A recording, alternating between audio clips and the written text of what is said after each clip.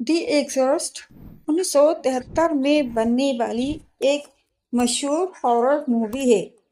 یہ film William Peter کے novel دی ایگزورسٹ پر مبنی تھی۔ یہ کہانی ایک ایسی کم عمر لڑکی کی ہے جس پر شیطان کا سایہ تھا۔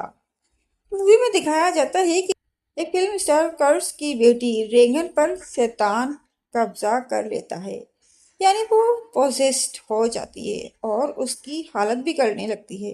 وہ عجیب اور خوفناک حرکتیں کرنے لگتی ہے، جیسے الٹے ہاتھ پیر کے ساتھ تیزی سے سیڑھیاں اتارنا، بار بار کرنا اور کسی دوسری زبان میں باتیں کرنا۔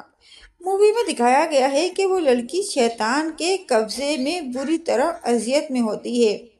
اس کے جسم پر "ہیلپ می" کے الفاظ ابھرتے دکھائی دیے گئے ہیں۔ اس کا بستر بری طرح ہلتا ہے اور لڑکی کو بستر سے بہت اوپر تک اٹھایا ہوا دکھایا گیا ہے۔ لڑکی کی تکلیف اتنی بڑھ جاتی ہے کہ اس کی ماں ایک پادری سے رابطہ کرتی ہے کہ وہ ریگن کا ایگزورسم کریں۔ پادری چرچ سے ایگزورسم کی اجازت لے لیتے ہیں اور انہیں اجازت مل جاتی ہے۔ پھر فادر میرن اور فادر ڈیمن مل کر ریگن کا ایگزورسم کرتے ہیں۔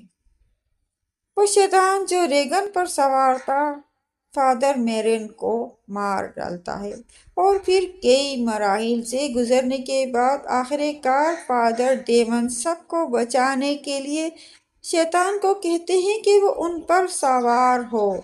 جیسے ہی شیطان فادر کے اندر آتا ہے، وہ کھڑکی سے چھلانگ لگا کر خودکشی کر لیتے ہیں اور اس طرح وہ شیطان بھی آخر کار ریگن کو چھوڑ دیتا ہے۔ پھر ریگن کی ماں اسے لے کر دوسرے شہر چلی جاتی ہے۔ یہ تو تھی فلم دی ایگزورسٹ کی کہانی۔ یہ کہانی ایک سچے واقعے سے لی گئی ہے۔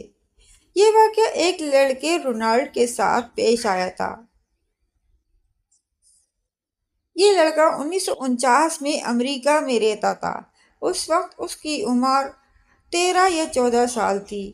رونالڈ اکثر اپنی ایک آنٹی کے گھر آتا جاتا تھا۔ اس کی آنٹی کالا جادو کی ماہر تھیں۔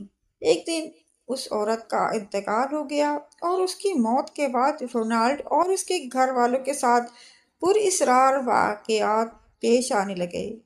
ان کے گھر سے رات کو عجیب و غریب آوازیں آتی تھیں، جیسے پانی گرنے کی آواز یا ایسی آواز جیسے کوئی دیواروں کو ناخنوں سے کھرچ رہا ہو۔ رونالڈ کو ہر وقت غصہ آنے لگا تھا۔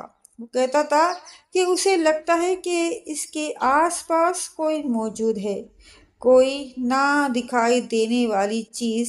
اس کے قدموں کی تیز آہٹ محسوس ہوتی ہے، جس کی وجہ سے وہ رات کو سو نہیں پاتا۔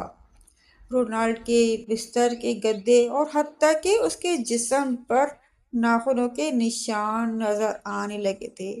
رفتہ رفتہ رونالڈ کا معاملہ مزید بگڑنے لگا۔ وہ سارا دن اپنے کمرے کی دیواروں کو ناخنوں سے کھرچتا رہتا تھا۔ اس نے کھانا پینا ترک کر دیا تھا۔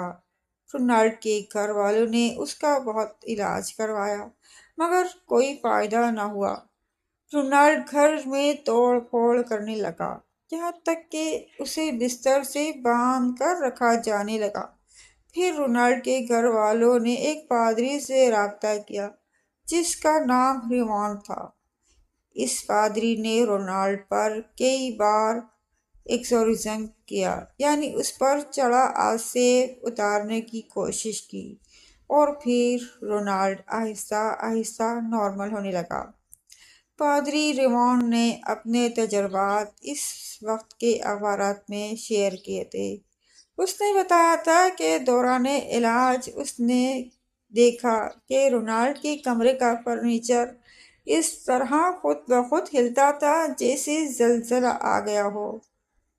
رونالڈ دن میں کئی مرتبہ کرتا تھا اور کسی دوسری زبان میں باتیں کیا کرتا تھا۔ دی ایگزورسٹ کی کہانی اسی لڑکے کی زندگی سے لی گئی تھی۔